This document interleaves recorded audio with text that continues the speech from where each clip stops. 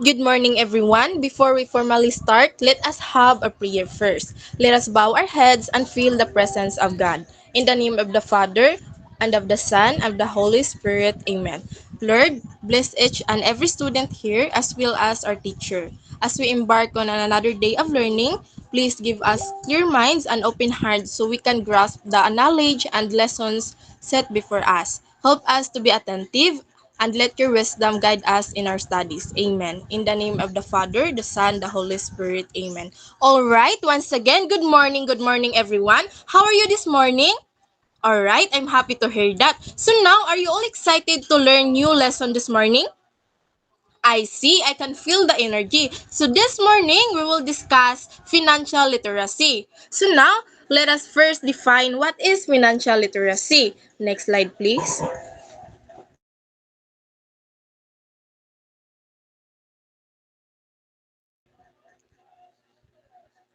So, financial literacy is a core life skill in an increasingly complex world where people need to take charge of their own finances, budget, financial choices, managing stress, saving, credit, and financial transaction. So, financial literacy, poor financial decisions can have a long-lasting impact on individual their families and the social cost by lack of financial literacy. So low levels of financial literacy are associated with lower standards of living. So this decreased psychological and physical well-being and greater reliance on government support. So, however, when put into correct practice, financial literacy can strengthen savings behavior, eliminate max out credit card, and enhance timely debt. So, financial literacy is the ability to inform judgment and make effective decisions regarding the use and management of money. So, teaching financial literacy yields better financial management skills. Alright, so next slide, please. So, the importance of starting financial literacy while still young. So, it allows children to acquire the knowledge and skills while building responsible financial behavior throughout each stage of their education. So, starting financial literacy at a young age is a crucial as it lays the foundation for lifelong financial well-being. It helps children to develop essential money management skills such as budgeting, savings, and understanding the value of money. Again, budgeting, savings, and understanding the value of money. So by instilling these habits early at young individuals are better equipped to make informed financial decision, avoid debt, and build a strong financial future. So, starting financial literacy at a young age, it promotes long-term financial stability and economic growth. So, when individuals have a strong understanding of personal finance, they are more likely to make financial decisions. It contributes to the economy and build a financial secure future for themselves and their families. All right, so next slide, please.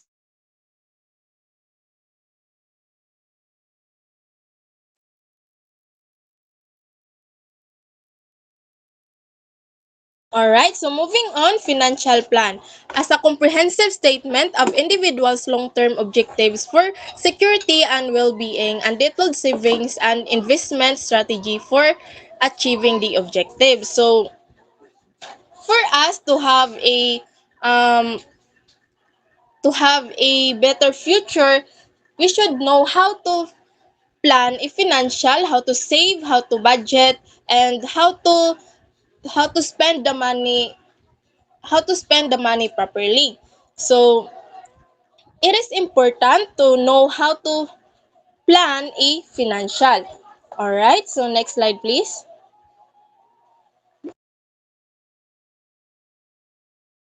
So now let's move on to the steps in creating a financial plan. Next slide, please.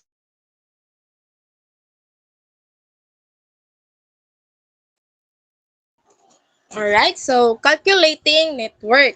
So the first step is the calculating net worth. So net worth is the amount by which assets exceeds liabilities. In so doing, consider the assets that instill one's cash, property, investments, savings, jewelry, and wealth. So liabilities that include credit card debt, loans, and mortgage. So here's the formula: total assets minus the total liabilities current net worth. So first, let's explain what is calculating net worth. So, calculating net worth, it involves determining an individual's financial position by subtracting their liabilities from their assets. So, to calculate net worth, one must first list all their assets, including cash, investment, real estate, and personal belongings. So, next, they should list all their liabilities such as loans, mortgage, and credit card debt. So subtracting the total liabilities from the total assets provides the net worth. And this calculation helps individuals assess their financial health, track progress over time, and make informed decisions regarding savings, investments, and debt management. So we have here an example. So let's assume that your assets is 150,000 pesos and your liabilities is 100,000 pesos. To get the net worth, let's subtract the 150,000 pesos to 100,000 pesos. So the net worth will be correct. It is 50,000 pesos. So again, asset is what you own and liabilities is what you owe. Alright, so next slide please. So the next step is determining cash flow. So a financial plan is knowing where money goes every month. Documenting it will help to see how much is needed every month for necessities and the amount for savings and investment. So determining cash flow is a crucial aspect for financial planning. It involves tracking and documenting where money is being spent each month. So by doing so, individuals can gain a clear understanding of their expenses, allowing them to allocate the necessary funds for their necessities and identify opportunities for savings and investment. So again, this process helps create a comprehensive financial plan that ensures money is management effectively and goals are achieved. So everyone, did you get me? All right, so I'm happy to hear that. Next slide, please. So step 3 is considering the priorities. So the core of financial plan is the person clearly defined goals. So for a while. Alright, so that may include retirement strategies for accumulating retirement income. So a retirement strategy for accumulating retirement income, it refers to a plan or approach designed to build and grow financial resources that will support an individual's retirement needs. So it involves making strategic decision regarding savings, investments, and other income generating activities to ensure a comfortable retirement. So comprehensive risk management, comprehensive risk management plan including a review of life and disability insurance, personal liability coverage, property and casualty coverage, and catastrophic coverage. So, comprehensive risk management plan including a review of life and disability insurance, personal liability coverage, property and casualty coverage, and catastrophe coverage. So, it refers to a true strategy that addresses various potential risks and safeguards against financial losses. So, it involves reviewing and assessing different types of insurance coverage, such as life and disability insurance, personal liability coverage, and property and casualty coverage.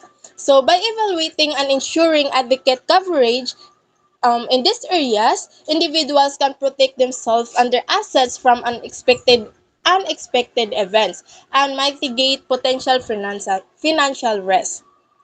So, next slide, please.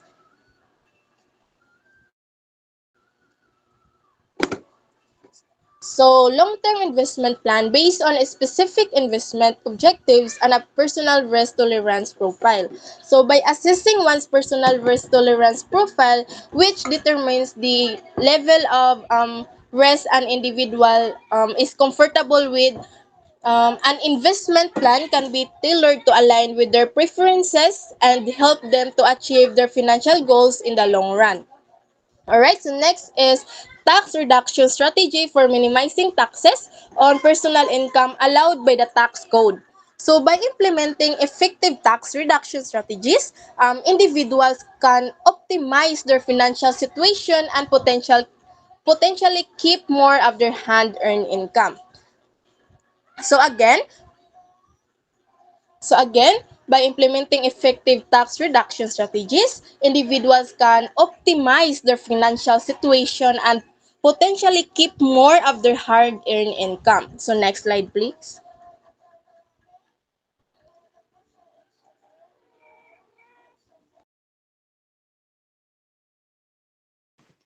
Okay, thank you for that, Miss Darren. All right, class, now let's break down 5 simple strategies to improve our finances.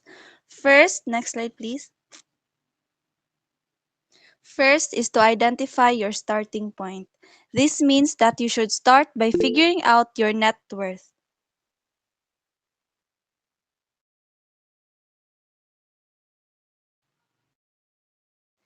This helps you see your current financial situation and track how you're doing over time.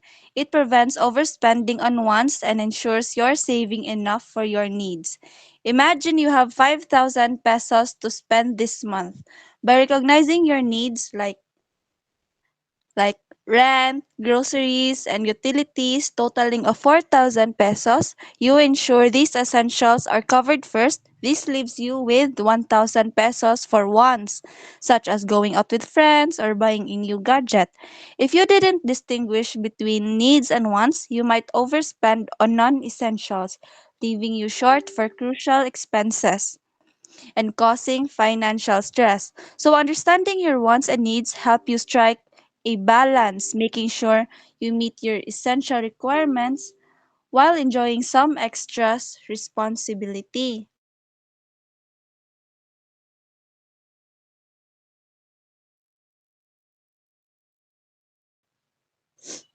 Second is to set your priorities. Absolutely, setting priorities is key to managing finances effectively. For example, can anyone tell me ug unsa ang mga needs sa tao? Example, needs sa unsa man like essential for surviving. Food, Ye- shelter, Yes, thank you Miss Rhea. Sakto food, shelter, clothing na air, water, and we have wants like entertainment, eating out, non-essential clothing or accessories, or luxury items or gadgets. Ang pangutana, sa imuhang minimum wage na sweldo, mas unahon ba nimo og bayad ang pagpalit og iPhone 12 Pro Max fully paid kaysa sa pagbayad sa renta sa imong puy-anan? So, walay problema no ang mamalit og brand new phone or pagpagwapa sa imong kagalingon or mag-buy og mga luxury items. Ang point lang nato diri is we need to know our priorities first before anything else. Pero if kaya nimo ang dunganon imong wants and needs kay dako kag sweldo, then why not? So this helps maintain financial stability and prevents overspending on things that are not crucial for survival. Ikatulo is to document your spending. Keeping track of your spending is like creating a map for your money. Imagine making a budget, a sort of spending plan that lists all the money coming in, among income, and going out, imong expenses. For example, at the end of the month, nahibong ka, nga no, sincere naman ni ang nabilin sa akong kwarta, oy, nya, mamasangil din kas imong kauban nga, gikawatan baron, yawa ka kaybaw ang imong sweldo, nahurot na di ay pamayad sa sigig abot sa Shopee delivery. So it is important to document your spending in order to have financial awareness. So financial awareness, it gives you a clear picture of where your money is, for where your money is coming, from where it's going. This awareness helps in making informed financial decisions. Next slide, please.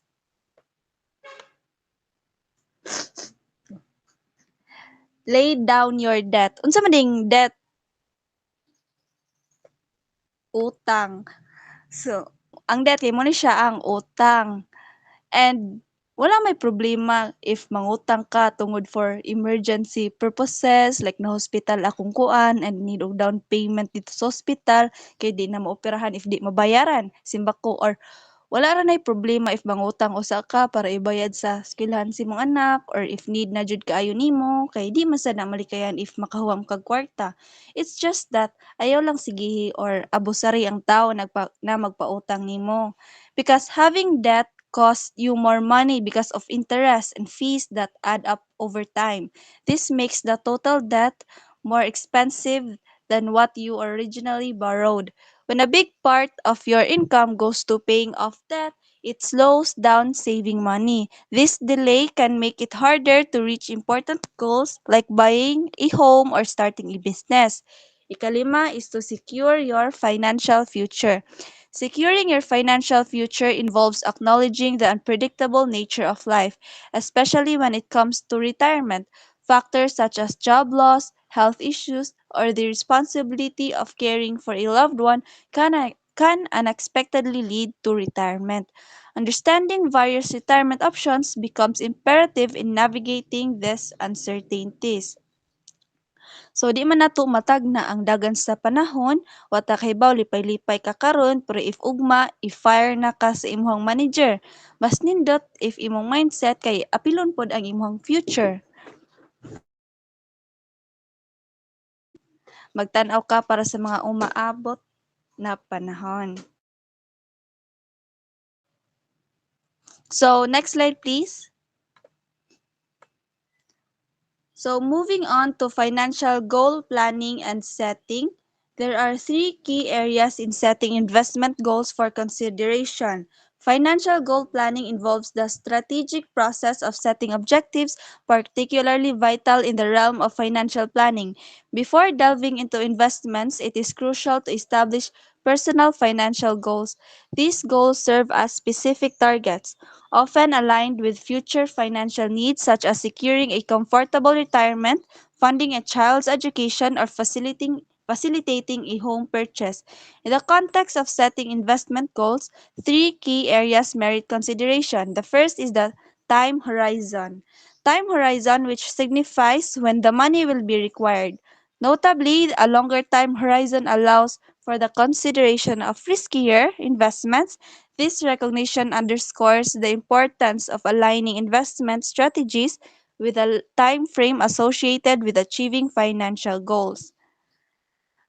Ang ikaduha is risk tolerance. Understanding risk tolerance is a crucial aspect of investment decisions.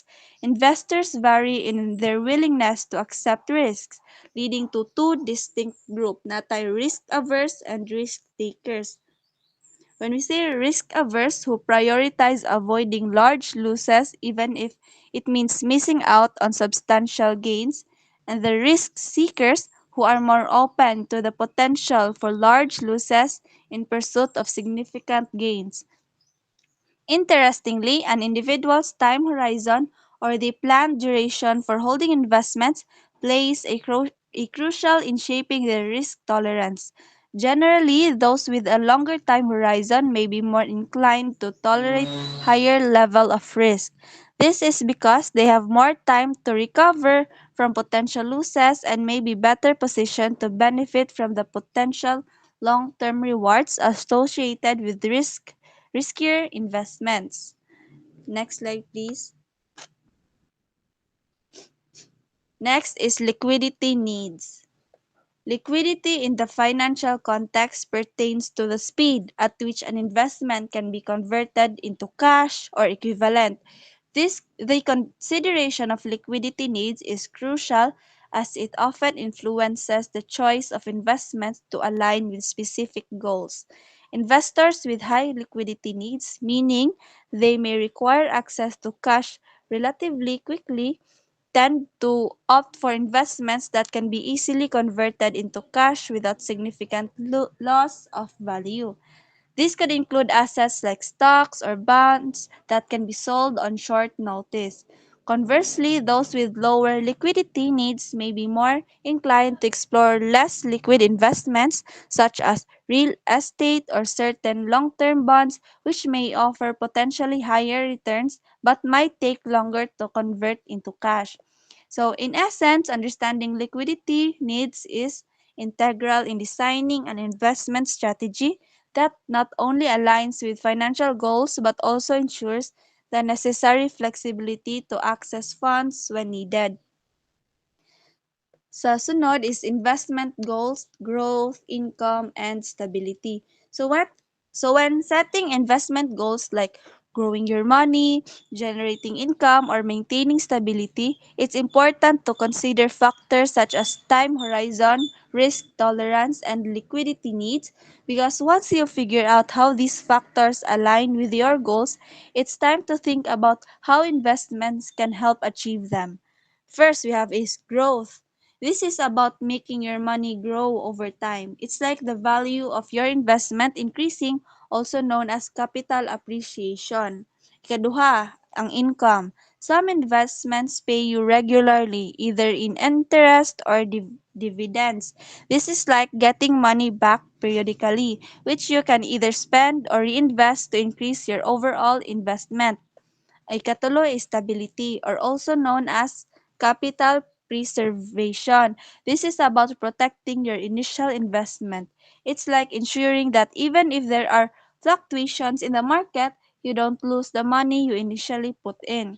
So when choosing investment, guys, think about how each one aligns with these three goals: growing your money, generating your money, and maintaining stability. It's like having a well rounded strategy to make your money work for you. Next slide, please. Next is we have budget and budgeting. When we say budget, it is like a financial plan that shows how much money you have and how you intend to spend it. For example, if nakay 20,000 a month, a budget helps allocate specific amounts for rent, groceries, savings, and other expenses, ensuring you have a clear spending plan. So, ang budgeting kay importante siya for controlling your finances, avoiding overspending, and directing your money towards essential needs and future goals. Ug ari na punta sa budgeting, it is the process of creating and managing a budget involving detailed planning of your income and expenses. Creating a budget involves listing all your income sources and deciding how much to allocate for different expenses such as bills, imong groceries, ug imong savings.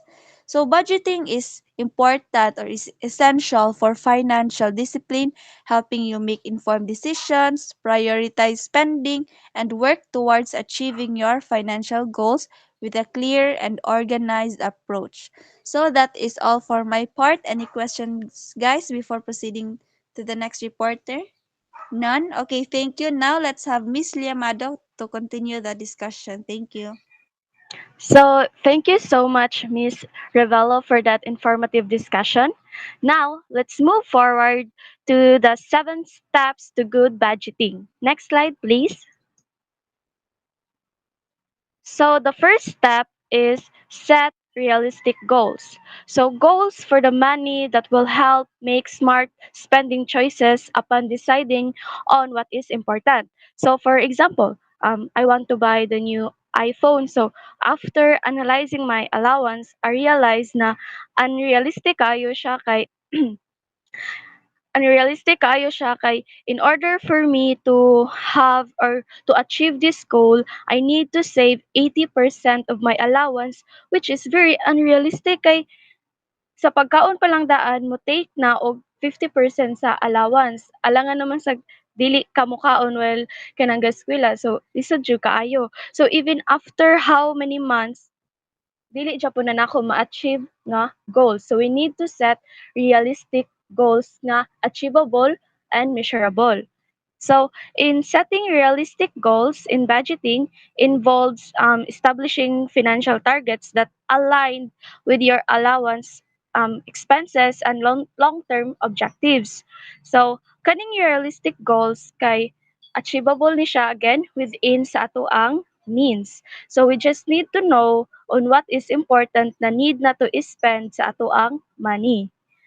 Next is the step 2 is identify income and expenses. So upon knowing how much ang money na to and kanang upon knowing how much ang money na to and where it all goes, we can start tracking our expenses by listing every single cent. So, ato isuwat ato ang mga nagasto for us to know how to improve our spending habit. Step 3 is separate needs from wants. So, in budgeting our money, so we just need to know our priority. So, especially when buying something like for example, ganahan ka or ganahan ta mo palit og kanang iced coffee. So, try to think kanang if it is really needed ba jud or kanang mamatay ba ka if dili ka kapalit sa iced coffee. Like we just need to identify wisely those are really needed or just wanted. Next slide, please. Okay, thank you. Now, let's move forward sa step 4. So step 4 is design your budget. So here, we need to spend based on what we have. So avoid spending more than what we have. Balance budget to accommodate everything needed to be paid for. Kung ang budget kay 100 pesos, then buy something 100 or below 100. Ayaw go beyond sa katong kung unsa ang naa sa imuha. Kay if mo go beyond ka ana, nay possibility nga magka-utang-utang ka. Next is the step 5. So, put your plan into action. So, match spending with the income time. So, mag-decide ahead of time kung unsa ang mga paliton nun aron iwas utang. Di kay ang kanaging ma-earn nato na kwarta kay igo ra sad or pangbayad ra sad sa ato sa utang like wala na mabilin sa ato kay wala ta nag wala ta naghunahuna daan kung unsa ang mga palitunon nato. Next is step 6 is plan for seasonal expenses. So diri we just need to have excuse me. So here sa step 6, we just need to have save money para sa mga unplanned nga expenses. So for example, like kanang mga naay occasions or medical bills, at least naay kwarta nga nakalaan for that. Kay like lain kayo sa example na occasion then para lang makahanda ka or maka provide ka og celebration ana nga occasion kay need pa ka muutang so if kabaw tadaan nga kanang occasion is big deal so before pa lang ana nga occasion nag-start na tag save sa ato ang money para kung maghanda ta naatay kwarta para ato. The last step is look ahead. So, having a stable budget can take a month or two. So, ask help if things are not getting well. Okay, next slide, please. So, do you have any questions regarding sa katong 7 steps to good budgeting? Okay, since none, let's move forward to spending. Next slide, please. So spending, it is whatever an individual uses their income to buy. It also to give money as a payment for something. So for example, I bought a dress. So I pay for the price. So that is spending. So I use money as something sa payment for the dress. So mauna siya ang spending. So if budget goals serve as financial wish list, a spending plan is a way to make those wishes a reality. So turn them into an action plan. So the following are the practical strategies in setting and prioritizing budget goals and spending plan. Next slide, please.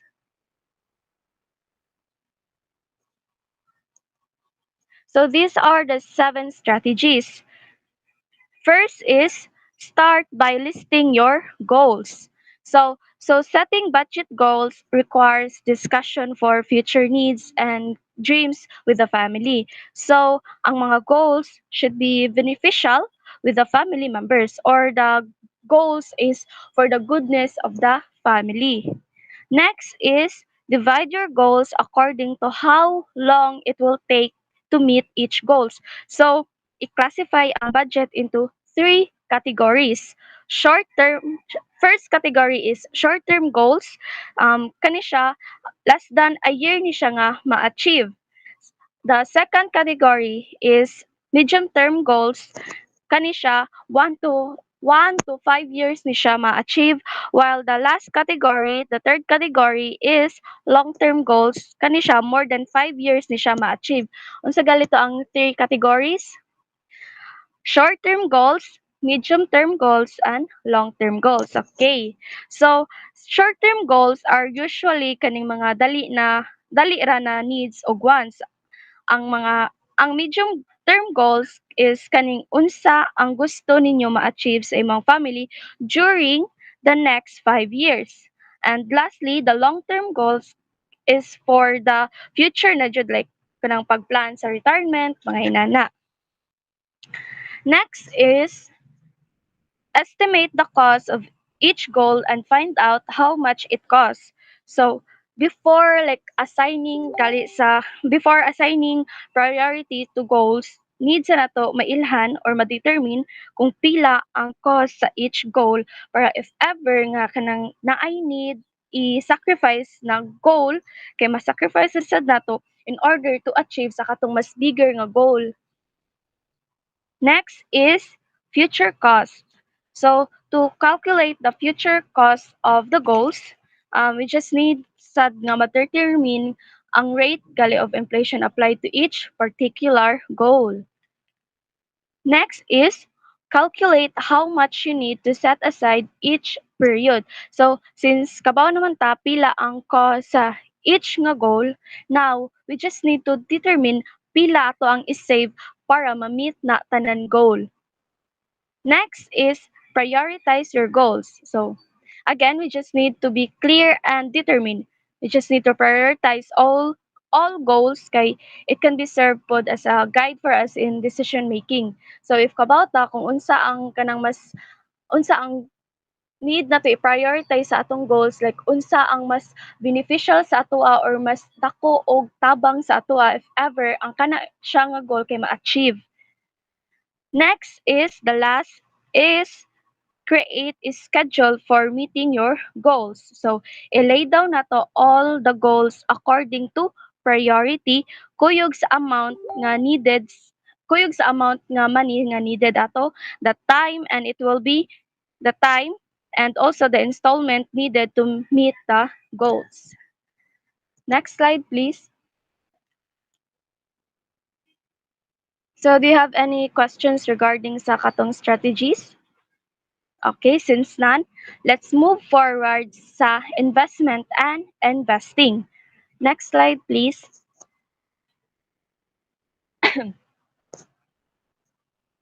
So here, i-define sa nato kung unsa ang investment.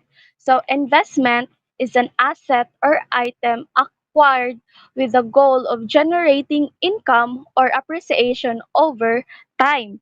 So investment refers to the act of putting money into something with expectation na makagain ka og profit or benefit. While ang investing is deploying capital toward project or activities that are expected to generate a positive financial return over time. Investing here is it is the ongoing process of making investment, often with a long-term perspective to achieve financial goals. So, essentially, ang investing kay ang broader concept that encompasses the specific act of making investment. So, para mas masabdan og dali, so just remember nga ang investment is the act, while the investing is the process. Next slide, please.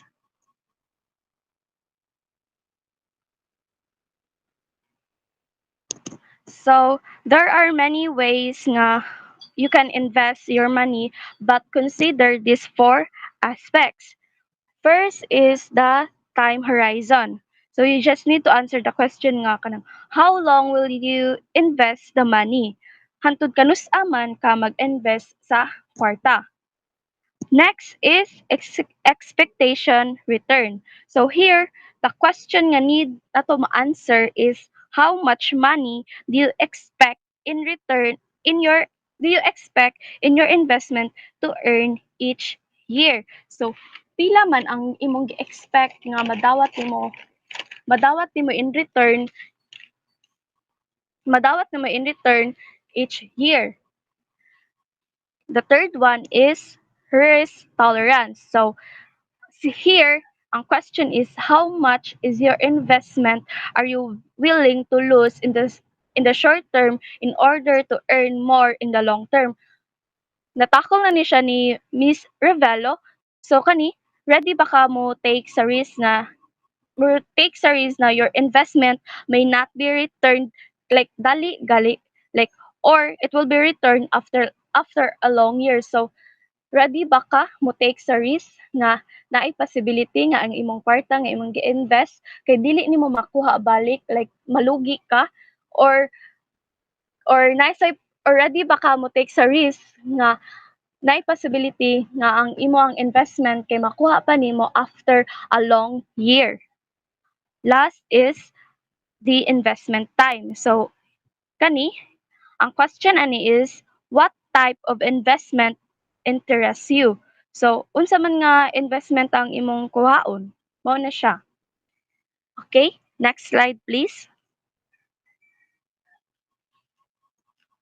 Do you have any questions regarding sa investment and investing? Okay, since none, let's move forward sa savings and emergency savings fund. Next slide please. So here, it refers to the money that is set aside for future use of emergencies. So I guess every one of us can nakatry na og save nakasay nakatry na og save og money, di ba? Like example, nag-save ko og money for like merch, like K-pop merch. So I start saving 5 pesos a day inana ang after na ko ma-save ang money, kaya ako na siya magamit for the future use. So savings, it is the money that is set aside for future use or emergencies. For example, again, kay nag-save mo for uncertain situations like kanang for hospital bills or kanang naay problem na maabot and mag-need og kwarta so the savings can be used. So savings can provide financial security because whatever happened, kampante ka kay naay kwarta nga magamit if ever dili naka naay kwarta nga magamit if ever naay problem nga ma-face nimo, dili na ka mag-utang-utang or dili na ka ma-stress gali og pangitag kwarta kay naa mo kay kwarta nga na-save nimo. Next slide please. Next is emergency savings fund. So this is a fund reserved para sa mga unexpected expenses or financial emergencies. Ang katong mga medical emergencies, katong car repairs or job loss without relying on credit cards or loans kay belong to siya sa emergency savings funds.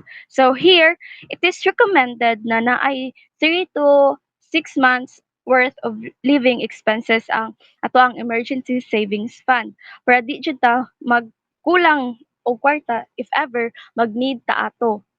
So, I guess I hope everyone would start saving money na kay we don't know sa time good if kanus-an na nato magamit like we just need to know kanang gali unsaon pag-manage sa ato ang kwarta. We just we just need to prioritize our wants and needs. If dili siya kinahanglan, we can put it in our savings. So, That would be all for my part. Now, let's listen to Jessamay Manggubat. Thank you. All right. Thank you, Miss Rhea, for that informative discussion. Now, we will tackle the 10 reasons why we need to save money. All right, so we should bear in mind that saving money is very important. So here are 10 practical reasons why it is important to save money that everyone, including teachers and students, must know.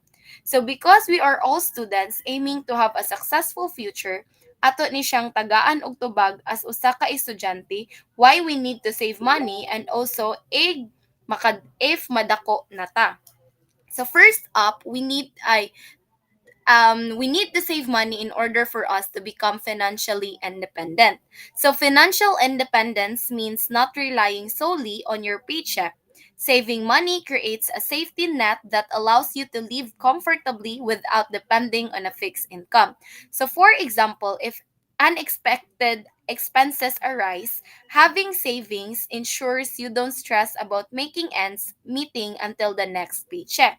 So, for example, pod, imagine, 'di ba? We are students saving part of our allowance. So financial independence means having extra funds for unexpected school expenses, reducing reliance on on our parents' support.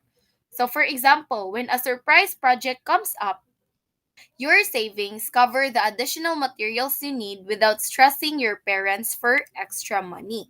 Next up, to save on everything you buy. So as a student, saving means making smarter spending choices. So you can wait for discounts on textbooks or school supplies instead of paying full price. So instead of buying a brand new calculator at the start of the semester, waiting for a sale allows you to get it a discounted price.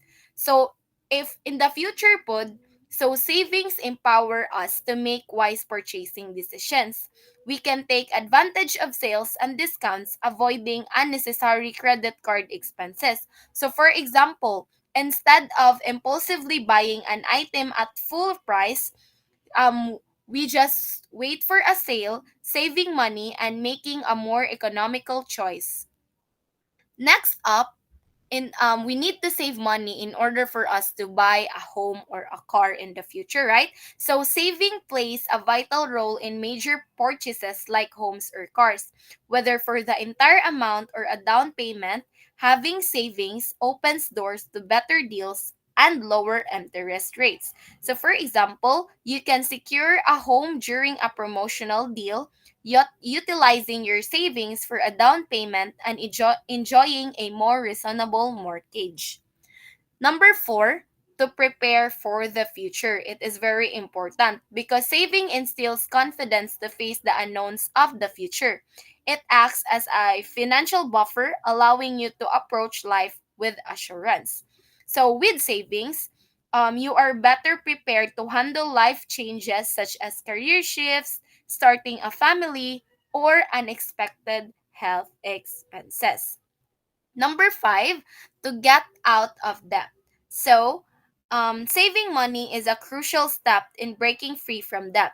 It provides a resource to pay off outstanding balances and regain financial control. So, for example, by allocating a portion of your income to savings, you can systematically pay off debts over time, reducing financial stress. So, for example, pod, if you're a student with a part-time job, saving a portion of your income can help pay off any outstanding debts like a credit card for textbooks or study materials. Number six is to augment annual expenses. So if you're as a student often face yearly expenses like textbooks or saving in advance means you're ready for this cost when they come up. So, setting aside money each month ensures you can afford the annual renewal of necessary software for your major without a last minute scramble. So, In the future, also, saving for annual expenses in advance eliminates the stress of scrambling for funds when expected costs arise. So, for example, setting aside money each month for holiday gifts ensures you can celebrate without straining your budget when the festive season arrives. Number seven, to settle unforeseen expenses. So saving act as a safety net for unexpected costs, providing a financial cushion during emergencies. For example, if your car breaks down unexpectedly and your savings cover the repair cost without derailing your overall financial stability. So for example, pod, your laptop charger breaks and your savings cover the cost, ensuring you're not hindered in your studies. So number eight, to respond to emergencies. So emergencies can happen even for students. Saving provides a safety net for situations like unexpected medical expenses or urgent travel needs. So emergencies are unpredictable, and having savings prepares you to handle unexpected and potentially costly situations. So, for example, medical emergencies or sudden home repairs become more manageable with savings, preventing you from falling into financial turmoil. Okay, number nine, to mitigate losing your job or getting hurt. So, saving serves as a crucial resource in times of job loss or personal crisis, preventing financial disaster during challenging periods. For example, if you lose your job, having savings allows you to cover essential living expenses while searching for new employment without immediate financial strain. Lastly, to have a good life. So, allocating money for personal enjoyment enhances overall well being, providing the freedom to enjoy life without constant financial worry.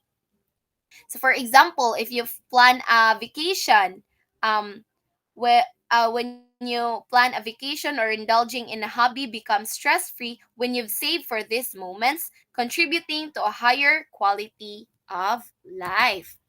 So, always remember that we need to save money. Next is the common financial scams to avoid. So here are some of the most common financial scams. So financial scams can target anyone, even teachers at any time. While certain frauds like massive data breaches are beyond our control, being aware of common scams and taking proactive steps can help safeguard against financial fraud and identity theft. So let's explore some prevalent scams and how to spot them early along with tips on protecting yourself. So first up, we have the phishing. Using this common tactic, scammers send an email that appears to come from a financial institution and ask you to click on a link to update your account information. So guys, every phishing involves scammers sending fake emails, often pretending to be from a bank, requesting you to click on a link to update account details. So avoid clicking these links and providing information.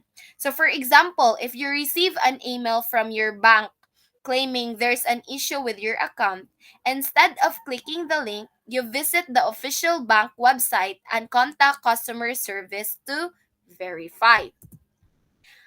Next is the social media scams. So, scammers are adept at using social media to gather information about traveling habits of potential victims. So, scammers use social media to gather information on potential victims, sometimes posting fake charity links.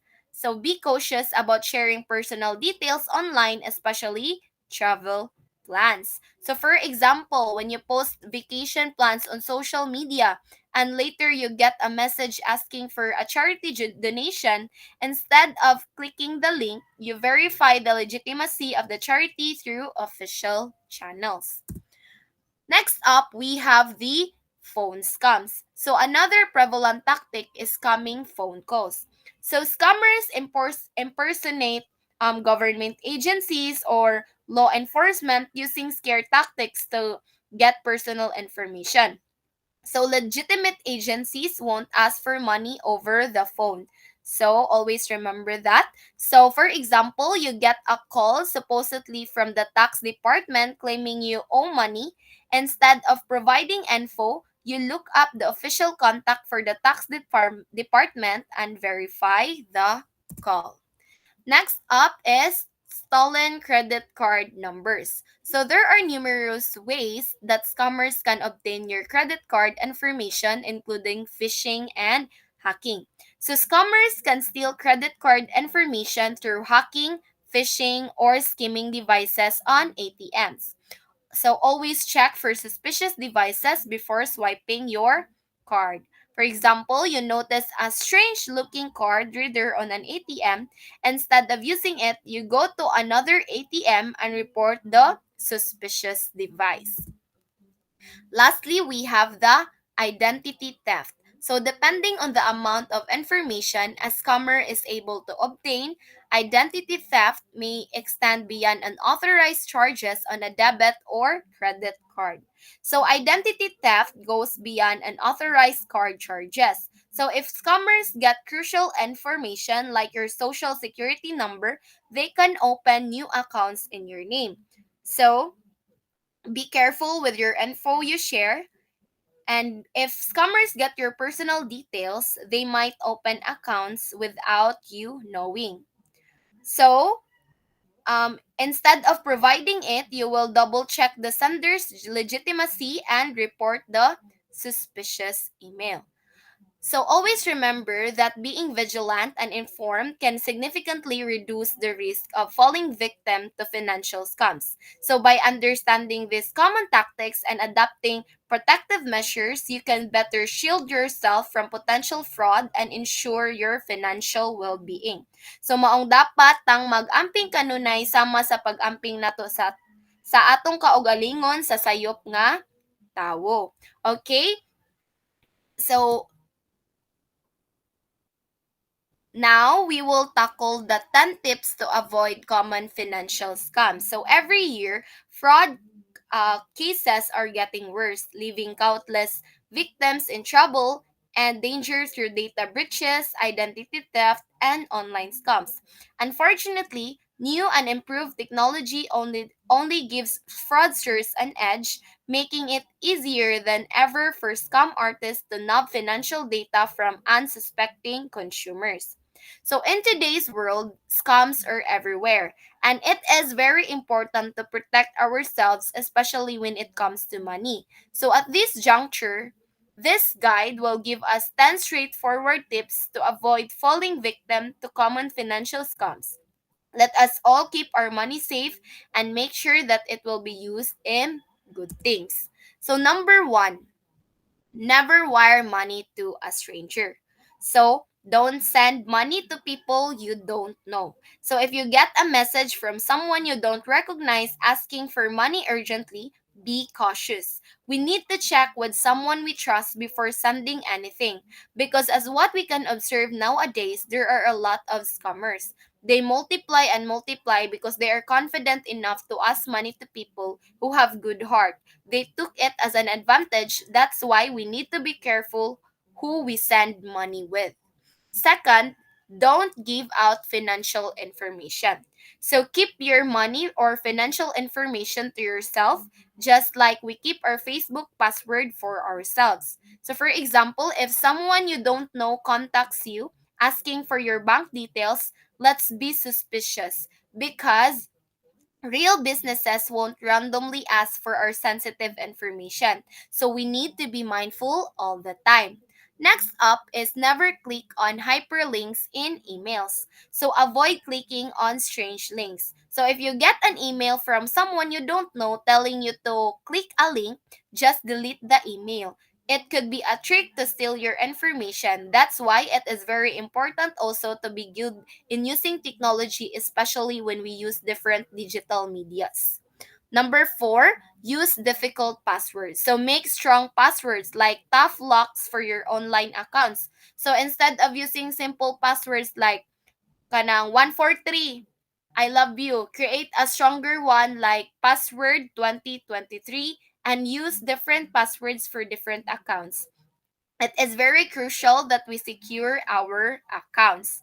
Number five, never give your social security number. So, your social security number is super private. So, don't share it online. So, if an email or website asks for your social security number, treat it as a scam and ignore it.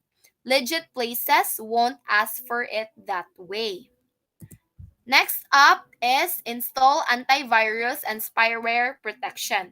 So antivirus software protects your computer because these softwares will detect suspicious malware, and this will help our computers para dili mahack, dili mo lag, and even dili magamit sa uban. Number 7, don't stop with unfamiliar online retail. Don't shop with unfamiliar online retailers. So stick to online stores you know and trust. Sa atong nakita na karon adunay nay daghang mga online scams, at it is very important that we are careful enough in terms of that matter. Mas maayo jud nga sureball ta kanunay. But if you really want to buy sa uban na stores na dili kaayo familiar, so before buying from a new online store, check reviews to make sure it's legit and avoid sites that seem unfamiliar or have bad reviews. Number 8, don't download software from pop-up windows. So pop-ups claiming issues with your computer are like fake alarms. Clicking on them can bring trouble. So if a pop-up says your computer is at risk, close it. Downloading software from these pop-ups might introduce harmful programs to your system. So take note of this one. Number 9, make sure that the websites you visit are safe. So, safe websites protect your information. So, for example, check for a lock symbol in the website address before entering any financial information. It means the site is secure. Number 10, donate to known charities only. So, stick to charities you recognize, like donating to a local animal shelter you trust.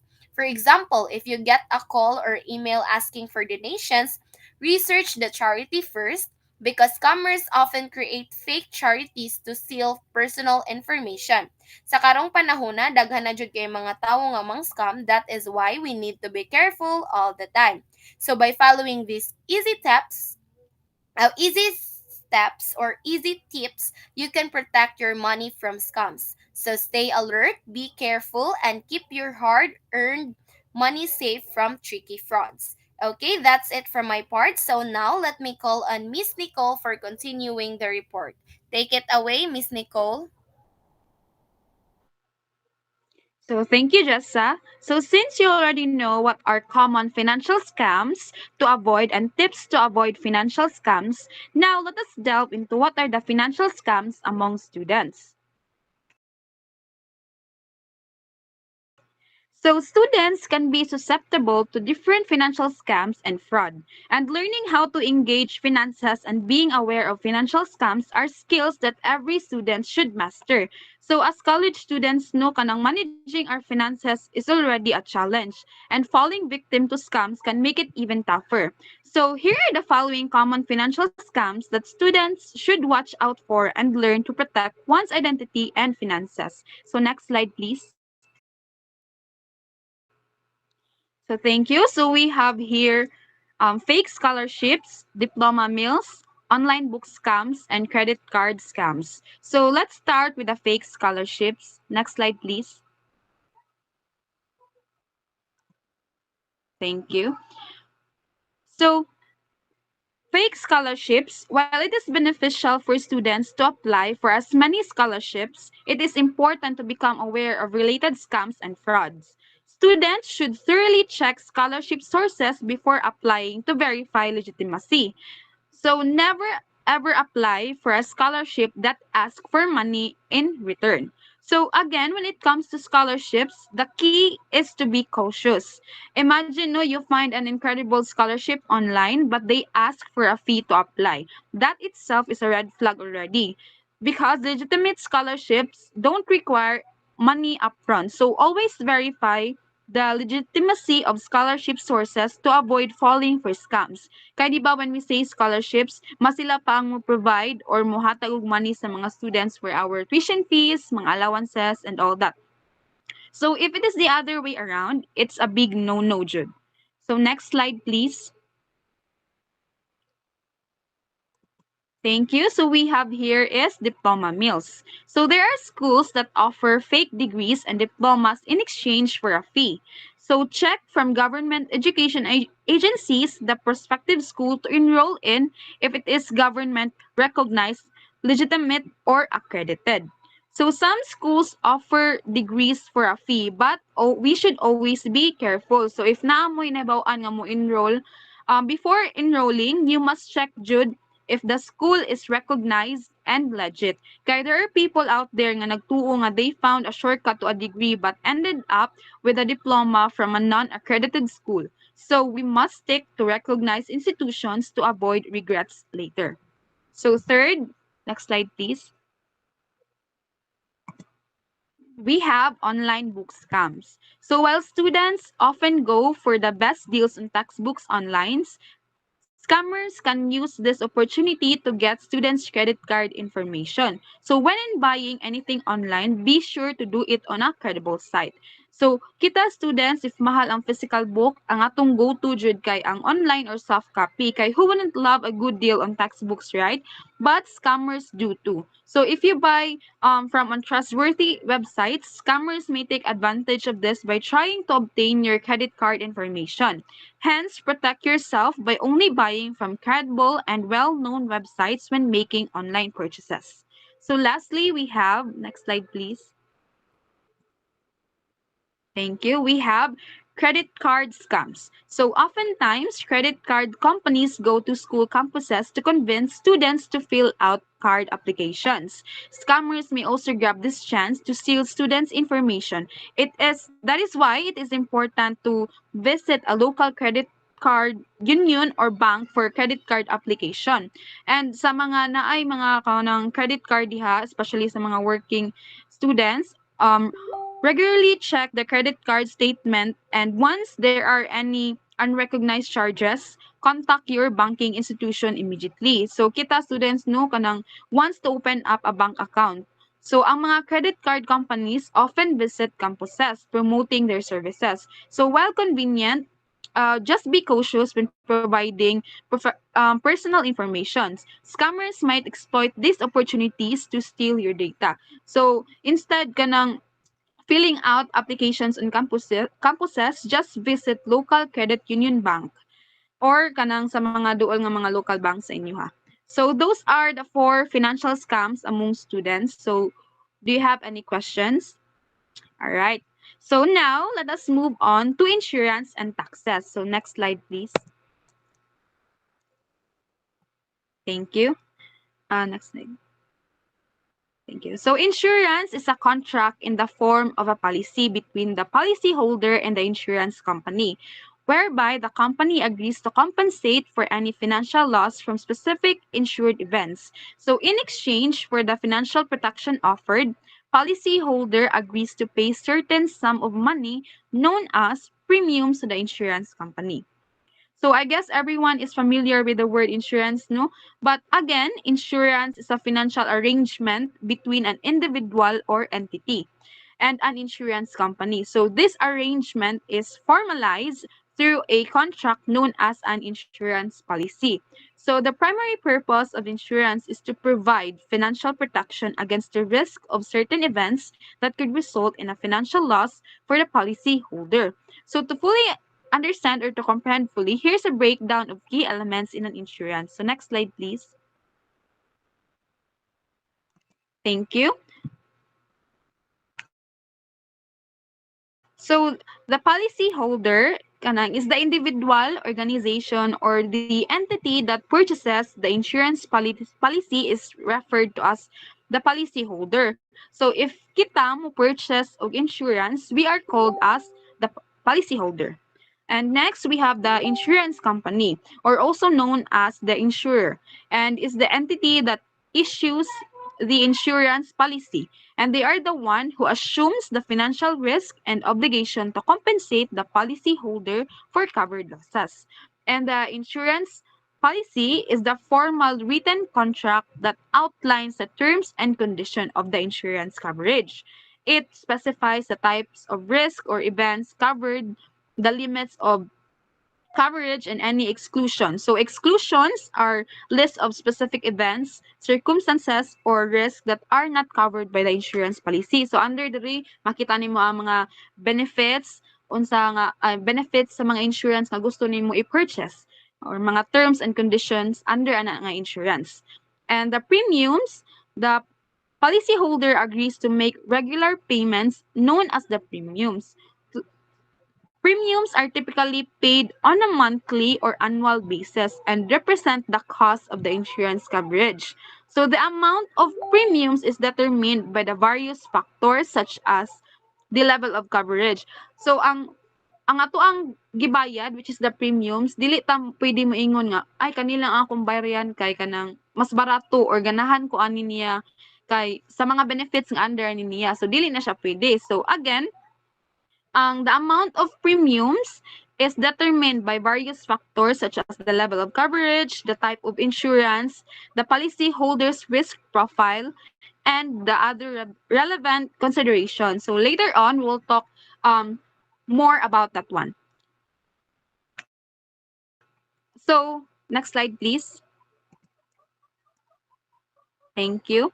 So here are the various types of insurance to choose from, such as the life insurance, health insurance, motor insurance, property insurance, and business insurance. So besides the financial protection derived from the insurance, entails tax benefit claim on the paid premium. So under ana nga mga insurance naa say mga kanang tax benefit. So we will talk about the life insurance first. So, unsa may purpose sa life insurance? It provides financial protection to the family or beneficiaries in case of the policy holder's death. So, unsa man ang tax benefit niya? So, the premiums paid for life insurance policies are often eligible for tax deductions under certain section of the tax code. Additionally, the death benefit received by beneficiaries is typically tax-free. So next we have is health insurance. So it covers medical expenses, providing financial protections against healthcare costs. And ang iyang tax benefit, premiums paid for health insurance policies may be eligible for tax deductions. Some governments incentivize individuals to carry health insurance by offering tax benefits. And we also